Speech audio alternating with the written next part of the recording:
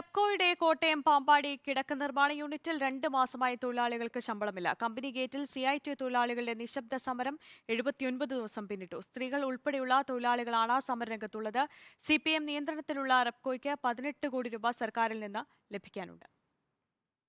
അനീതിക്കെതിരെ മുഷ്ടി ചുരുട്ടി മുദ്രാവാക്യം വിളിക്കാൻ പഠിപ്പിച്ചത് പാർട്ടിയാണ്.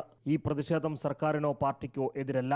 കമ്പനി മാനേജ്മെന്റിന്റെ കെടുകാര്യസ്ഥതയാണ് പ്രതിസന്ധി സൃഷ്ടിച്ചത്.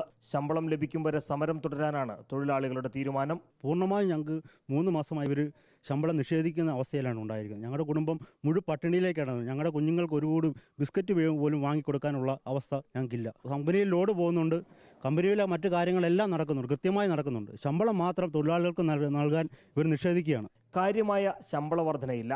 4.5 വർഷത്തിലധികമായി കമ്പനി PF തുക അടയ്ക്കുന്നില്ല. അവഗണന മാത്രമാണ് തൊഴിലാളികൾക്ക് മിച്ചം.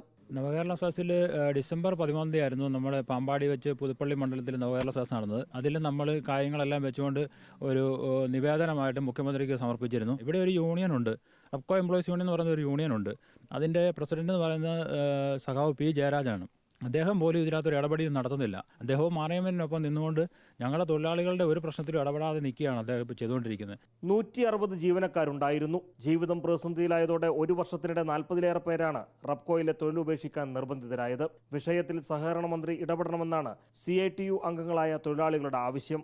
സമരമുഖങ്ങളിൽ ഈ തൊഴിലാളികൾ ഉയർത്തുന്നത് പഴയൊരു മുദ്രാവാക്യത്തെയാണ് ഓർമ്മപ്പെടുത്തുന്നത്.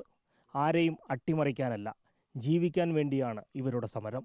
വീഡിയോ ജേർണലിസ്റ്റ് രഞ്ജിത്ത് കളത്തിപ്പിടിക്കൊപ്പം reporter Prashanth Thottungal, in reporter, Kottayam.